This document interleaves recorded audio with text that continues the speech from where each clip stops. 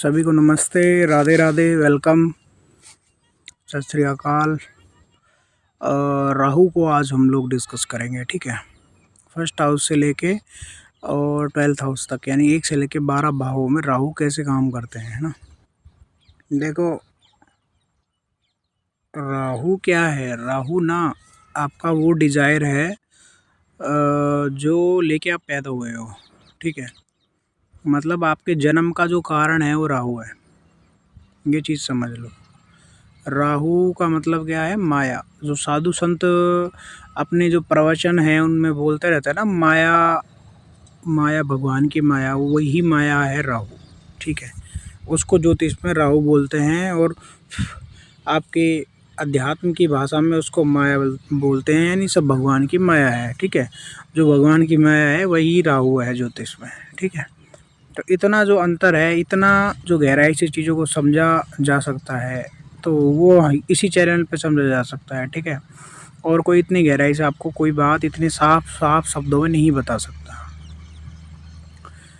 तो बिना देर के हुए टॉपिक को थोड़ा और आगे बढ़ाते। देखो, राहु को हमने माना कि भाई डीपेस्ट डिज़ायर है हमारी, ठीक है। सबसे जो क्या बोलते हैं, डीपेस्ट डिज़ायर मतलब सबसे जो गहरी इच्छा है जिसके कारण जन्म हुआ है, वो है राहु आपका, ठीक है। तो जहाँ बैठता है ना राहु, वहाँ पे वो आपको एक इल्यूजन क्रिएट करके रखता है जब तक कि वो आप 40 या 42 साल के नहीं हो जाते। मतलब आप ना बहुत कुछ देख चुके होते हो। क्या देख चुके होते हो? देखो, जब आप पैदा होते हो तो बहुत लकी जो लोग होते हैं ना, उनको दादा दादी मिलते हैं, ठीक है। दादा दादी, नाना नानी, भरा पूरा परिवार उनको मिलता है ना। लक्की कह सकते हो, या फिर ये कह सकते हो कि आपका कुछ ना कुछ पेंडिंग कर्मा है हर किसी के साथ में, इसीलिए लोग आपको मिल रहे हैं। समझ रहे हो मेरी बात? एक कहने वाली बात है ये तो, कि मतलब यार आप बहुत लकी हो कि आपको माँ बाप मिले या आपको भाई बहन मिले। देखो, एक चीज़ समझो, जिनके साथ भी आपका कर्म जुड़ा हुआ है, जिनके साथ भी आपको पे आउट करना है, जिनको भी आपको देना और लेना है, वो लोग आपको मिलेंगे ज़िंदगी में, है ना। तो जैसे माँ बाप हैं, दादा दादी हैं, है ना, नाना नानी हैं, मामा मामी हैं, उनके बच्चे हैं, है ना। उसके बाद में भाई बहन हैं, ठीक है। फिर आपके बच्चे हैं, आपके नाती पोता हैं, आप दादा दादी बनोगे, है ना। तो वो जो एक सर्कल है, एक राउंड राउंड जो घूम रहे हो आप, है ना, कि आप पहले बच्चे थे, फिर आप जवान हो गए, है ना, फिर आपकी शादी हो गई, फिर आपके बच्चे हो गए, है ना। पहले आप बच्चे थे तो आप किसी के बच्चे थे, अब आपके बच्चे हो गए। पहले आप के दादा दादी थे, अब आप दादा दादी बन गए हो। तो ये क्या है? ये सर्कल है, राउंड राउंड घूमता रहता है इंसान उसी सर्कल में। यही राहु है, यही माया है, और इसी में इंसान फंसता है। इसी में आके 84 जो है योनियों में इंसान भटक रहा है। समझ रहे हो मेरी बात आप? और उसका एक ही जो मार्ग है वो है राम राम जपना, राधा राधा जपना, भगवान शिव का नाम जपना, या किसी भी जिस भी उसमें आप आस्था रखते हो, वहाँ से मुक्ति का मार्ग आपको मिलेगा, यानी सत्य का मार्ग आपको मिलेगा। तो वो है आपका केतु, ठीक है, जो आपको मुक्ति की ओर लेके जाता है। राहु से जस्ट अपोजिट बैठता है केतु आपका, ठीक है। केतु वो प्लेनेट है जो वो सर्कल है, वो माया है ना, जहाँ आप घूमते रहते हो चारों तरफ, ठीक है। राउंड राउंड घूमते रहते हो। और देखो, हमको लगता है कि हम कुछ हैं, हम कुछ है, हमको लगता है हम कुछ भी नहीं है, ठीक है।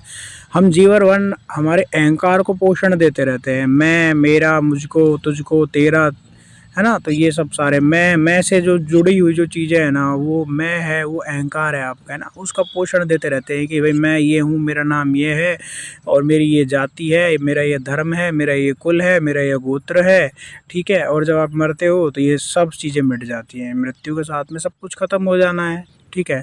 और आप मिट्टी में मिल जाते हो। तो आप कुछ भी अमुक गोत्र के हो, अमुक जाति के हो, कुछ भी हो आप, कुछ नहीं बचता है, सब मिट जाता है ना।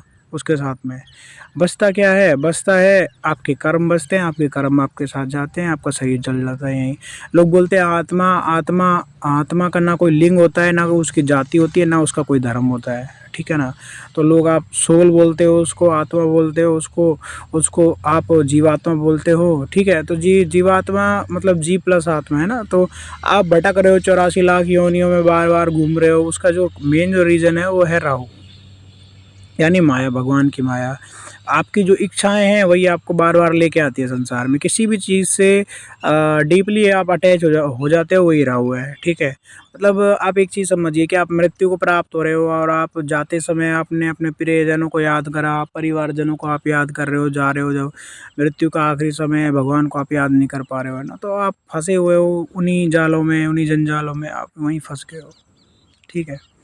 तो इंसान वहीं फँसा हुआ है, उसी सर्कल में फँसा हुआ है और वहीं वापस लौट के वो आता है। यहाँ तक कि लोग बोलते हैं ज्योतिष यहाँ तक बोलता है कि अगर आपको लगन के अंदर राहु मिला है, इसका मतलब है कि आप हो सकता है अपने ही दादा-दादी का रिकार्नेशन मतलब पुनर्जन्म अपने ही दादा ने जन्म दिया है, आप खुद अपने दादा हो। मतलब आपने खुद ने जन्म लिया है, आपका कोई पूर्वज आपके रूप में खुद पैदा हुआ है लगन में लेके। मैं खुद जब लगन में राहु लेके पैदा हुआ तो मैं खुद ये चीज़ कई बार सोचता हूँ कि राहु लगन में लेके पैदा हुआ हूँ, कहीं न कहीं मेरा अपने पूर्वजों से कोई ना कोई लिंक है। इसका मतलब क्या है कि हो सकता है कि मेरा ही जो जन्म है वो मेरे मतलब पूर्वज के रूप में अब मैं पहले रहा हूँ और मैंने वापस जन्म लिया हो, उसी कुल में, उसी घर में, उसी परिवार में और किसी अधूरी इच्छा की वज़ह से मैंने वहाँ जन्म लिया हो। समझ रहे हो आप?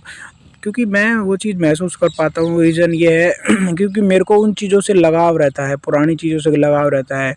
उनके बनाए हुए घर से मुझे लगाव है, उनके बनाई हुई हर एक चीज़ से मुझे लगाव है, उनकी बनाई हुई हर एक जो छोटी से छोटी चीज़ है उनसे मेरे को लगाव है, मेरे पूर्वजों की बनाई हुई हर चीज़ से लगाव है। इतना लगाव, इतना गहरा अटैचमेंट मतलब मैंने अपने आप को ये पाया है हमेशा। तो वो राहु की वज़ह से ही है, अटैचमेंट है जो आपका, है ना? हम सब लोग उसी चीज़ में भटक रहे हैं। Rahu first house secretive personality, ठीक है? आपको पता नहीं चलेगा इंसान क्या है, समझ रहे हो? खोपड़ी खुल जाएगी आपकी। राहु फर्स्ट हाउस वाले को से आप बात करिए, है ना? आपको समझ ही नहीं आएगा है क्या चीज़, ठीक है? पर्सनैलिटी समझ नहीं आती है, सीक्रेटिव पर्सनैलिटी होते हैं, ठीक है ना? कभी समझ नहीं पाओगे राहु फर्स्ट हाउस को और अगर राहु फर्स्ट हाउस वृश्चिक का मिल गया तो दिमाग घूम जाएगा कि क्या चीज़ है ये? आपको समझ ही नहीं आएगा, जीवन भर आप घूमते रह जाओगे कि यार इंसान क्या है ये? आपको समझ नहीं आएगा कि इंसान क्या है, ठीक है? तो ये है राहु। देखो राहु को समझने में इतना समय लगता है क्योंकि वो माया है प्रभु की, है ना? राहु फर्स्ट हाउस में ऐसे ही काम करता है। राहु सेकंड हाउस अच्छी फैमिली मतलब फैमिली वेल्थ मतलब परिवार से पैसा अच्छा मिलता है। देखो एक चीज़ अब मैं आपको समझा दूँ, मैलेफिक्स जो होता है ना, राहु, शनि, है ना? ये और यह मंगल, इवन दो है ना, ये लोग क्या है, ये वो प्लैनेट है जो आपको अच्छा धन देते हैं, अच्छा पैसे देते हैं, है ना? पर ये अच्छा परिवार देंगे इसकी कोई गारंटी नहीं है। समझ रहे हो मेरी बात? रीज़न क्या है? क्योंकि ये ना मटेरियलिस्टिक प्लेनेट है ये, है ना? मटेरियलिज्म को रिप्रेजेंट करते हैं और आपकी डीपेस्ट डिज़ायर को रिप्रेजेंट करते हैं, आपकी अधूरी इच्छाओं को रिप्रेजेंट करते हैं, ठीक है ना? बैलेंस में नहीं है राहु बिल्कुल भी। बैलेंस मतलब संतुलन में नहीं है ये। या तो किसी से इतना ज़्यादा अटैच हो या तो किसी से बहुत ज़्यादा लगाव है आपको तो वो राहु है। किसी से बहुत ज़्यादा डिटैच हो तो मतलब केतु है। समझ रहे हो मेरी बात आप? तो राहु केतु का ये सीक्रेट है। सेकंड हाउस में है तो परिवार से पैसा अच्छा मिलेगा, परिवार अच्छा होगा, वेल्थी होगा। थर्ड हाउस में है तो अच्छा नेटवर्किंग होगा, अच्छा कम्युनिकेशन होगा। फोर्थ हाउस में है, चौथे घर में, चंद्रमा के घर में है, लेक ऑफ पीस होगा, मतलब माँ के घर में बैठा हुआ है तो शांति नहीं मिलेगी यहाँ तो। फिफ्थ हाउस में है, प्रॉब्लम विद चिल्ड्रन, बच्चों की प्रॉब्लम हो सकती है, बच्चों के साथ दिक्कत हो सकती है। फाइटर, छठे घर में फाइटर, रेबल किड्स मतलब दुश्मनों से लड़ाई करने के लिए अच्छा है छठे घर का राहु। सातवां घर है में है तो इंटरकास्ट मैरिज के ज़्यादा चांसेस बन जाते हैं ना। आठवें घर में है तो सडन गेन्स हो जाते हैं, अचानक फ़ायदा हो जाता है, अचानक नुकसान हो सकता है। नौवें घर में है तो अनऑर्थोडॉक्स बिहेवियर हो सकता है, अनऑर्थोडॉक्स बिलीव सिस्टम्स हो सकते हैं, है ना? कि मतलब वो पैदा हुआ है मान लीजिए हिंदू धर्म में और विश्वास रखता है मुस्लिम धर्म में, ऐसा भी हो जाता है। कई लोग कन्वर्जन भी कर लेते हैं, है ना? तो ये चीज़ भी है। 10th हाउस में है तो एम्बिशियस ड्रीम्स होते हैं, है ना? राहु 11th हाउस में तो गेन्स और मनी, पैसा अच्छा देता है। 12वें घर में है तो फ़ॉरेन सक्सेस के लिए अच्छा है, विदेश जाने के लिए अच्छा। तो ये 12 घर के बारे में छोटा-छोटा बता दिया, है ना। अब इनको थोड़ा-सा डिस्क्राइब कर देते हैं, थोड़ा-सा इनको और अच्छे से खोल के बता देते हैं। देखो फर्स्ट हाउस में सीक्रेटिव पर्सनैलिटी क्यों है? क्योंकि देखो राहु माया है।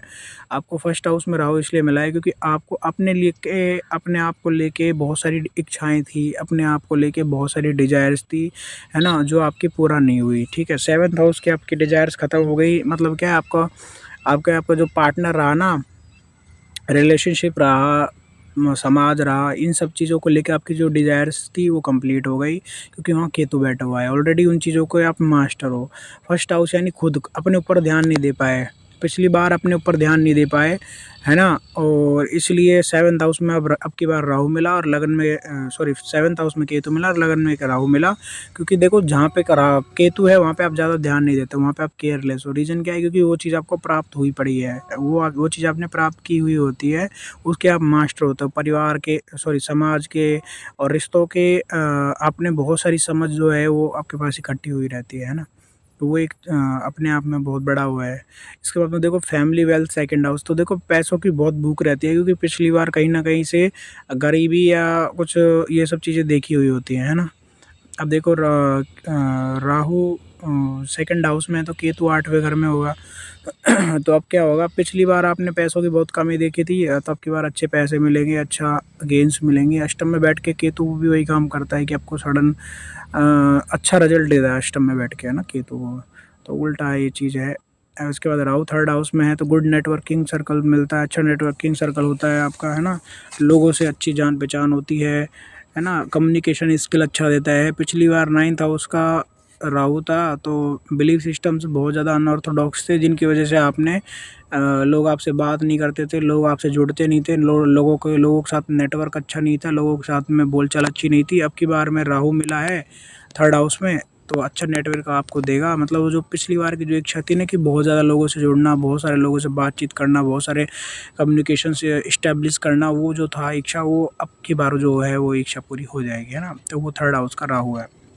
इसके बाद में 4th हाउस का Rahu lake of peace. 4th house का राहु लेक ऑफ पीस मतलब क्या है इसका? इसका मतलब ये है कि ना ये चीज़ आप अचीव कर चुके हो, है ना। ये चीज़ आप अचीव कर चुके हो, अचीव करनी है आपको ये चीज़ आपको अचीव करनी है। लेक ऑफ पीस है क्योंकि ये चीज़ आपको अचीव करनी है। 4th हाउस की चीज़ें आपको अचीव करनी है, यानी पीस, मेंटल पीस आपको अचीव करनी है, इसलिए 4th हाउस में राहु मिला है। तो वहाँ की चीज़ों के लिए बहुत ज़्यादा कमी आपको देखने को मिलेगी और उस चीज़ को लेकर डिज़ायर ज़्यादा रहेगी कि मानसिक शांति आपको चाहिए, होम कम्फर्ट, लग्जरी, इस चीज़ से आप लगता है कि मानसिक शांति मिलती है, तो आप उन चीज़ों को प्राप्त करने की कोशिश करोगे, है ना। और जो केतु है वो 10th हाउस में मिलेगा, तो बहुत सारे जो आपकी ड्रीम्स होते हैं ना, जो आपने फुलफ़िल किए हुए थे करियर को लेके, वो पिछले जन्म में आप उन चीज़ों के मास्टर रह चुके हो, है ना। तो वो चीज़ें तो वो आप चीज़ प्राप्त कर चुके हो। अब देखो 5th हाउस में राहु मिला है, बच्चों के साथ दिक्कत देखने को मिलेगी या बच्चों से प्रॉब्लम हो सकता है ना। तो ये क्या है? अरे भाई हटे ने, अरे हटे।